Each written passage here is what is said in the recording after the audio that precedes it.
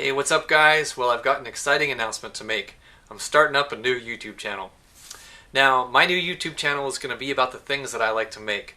Designing and building RC aircraft is just one of the facets of the things that I like to create. I think a lot of you will find some interest in my new YouTube channel because there's definitely some similarities of the processes of design, engineering, and experimenting that I'll be doing with my new ideas as there are with the RC channel that I've already had. If you subscribe to my new YouTube channel, you'll get to follow me through the process as I conceptualize, design, build, experiment, and refine new machines.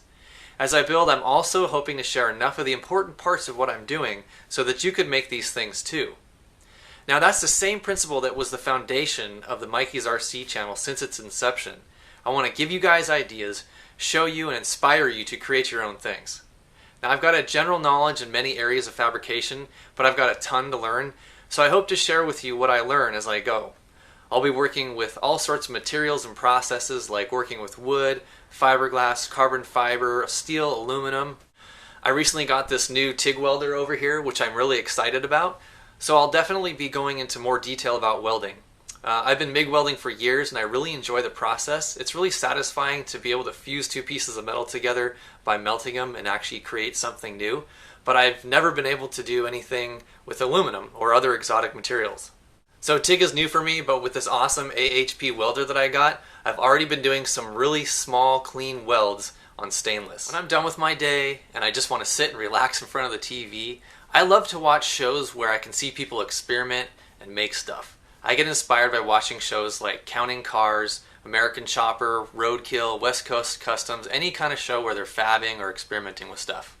I'm hoping that some of the videos that I make will inspire you guys to use your hands and make and modify your own stuff. I like to create new things and modify others. My favorites though are the kind of things that are like transportation machines. So I've got ideas for everything from watercraft to aircraft to cars, motorcycles, and bikes. Basically anything you can drive or pilot I'm interested in. So to give you some samples of what I like to make, let me show you a couple of the things that I've built recently. What we've got here is an electrically and pedal driven tilting trike. What I was trying to create was a vehicle that could lean into the turns while when you came to a stop, it would actually hold you up.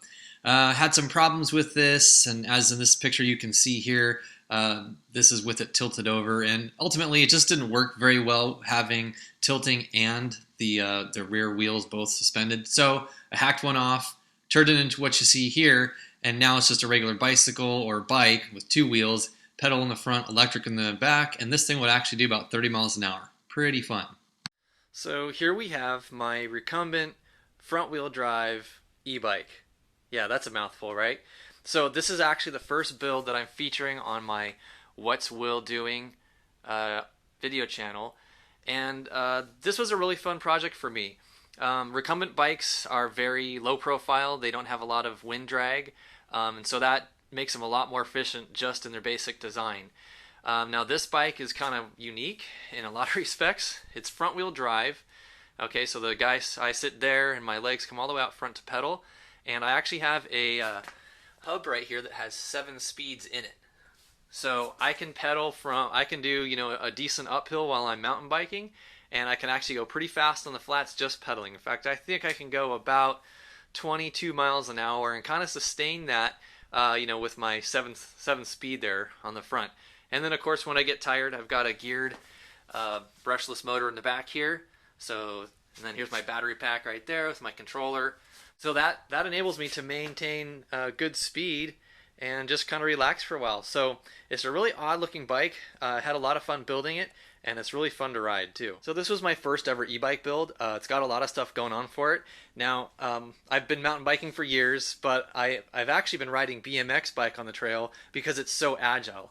But I could never find a bike that actually had suspension on it. So now since they're actually producing 20-inch wheel size bikes for kids that are full suspension, that's basically the same size as a BMX bike for an adult. So here I've got a full suspension bike, BMX size. It's got dual hydraulic disc brakes. It's got some pretty good shocks up front, which I had to modify, and it's got a nice big battery pack and a geared motor. So this is a lot of fun to ride. This was my sort of my gateway build into e-bikes. This past summer we took a road trip, visited a couple places like Joshua Tree, Grand Canyon, and I wanted to have a nice place to sleep. So I decided to build a tent trailer. I couldn't just go out and buy one from Craigslist. So this thing has quite a few amenities in it. As you see here, it's got a stove, it's got a sink, it actually has running water.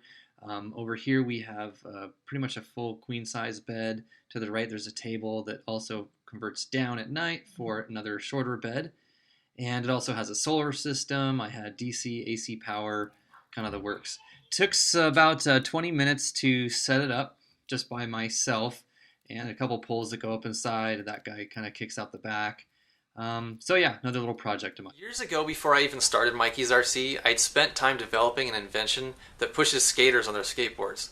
Now, for some reason, since the late 1970s, motorized skateboards are banned for use on public streets in many states, and even today.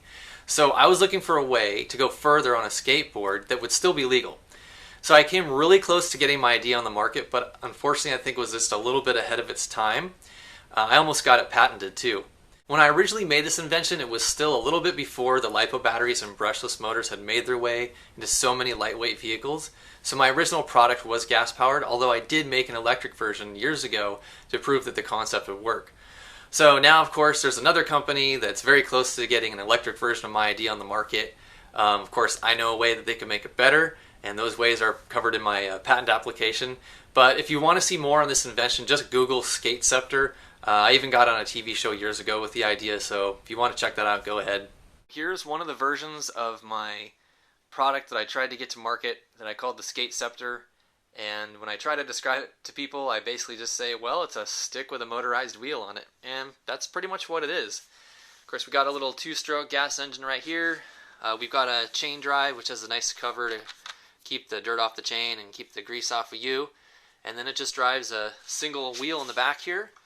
And of course we've got a disc brake on it, so it can help slow you down. And it's really simple to operate. This is where you hold on to it. I'll show you in just a second what it looks like when somebody's holding it. And it'll actually fold in half too. So you take this wing nut off, and from about here down, the whole thing folds. And it's really not that heavy either. This is an aluminum frame, pretty lightweight. So again, I wanted this to sort of transform skateboards into a transportation device to get from point A to point B, enabling the skater to go farther, faster, and not get all sweaty in the process. Alright, so this is what it looks like to be standing on your skateboard holding the skate scepter. All you got to do to make it push you is just kind of hold it like this, and you squeeze on the gas lever right here, and it pushes you along. 25 miles an hour is pretty fun.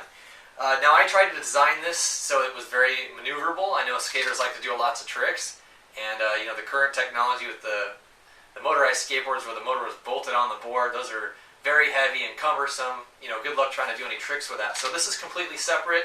You could easily pick it up like this if you went off a jump, and it's a lot more maneuverable for using it like that. So please go to my new YouTube channel. It's called What's Will Doing. I've already posted a couple videos over there, and I'll be posting more soon.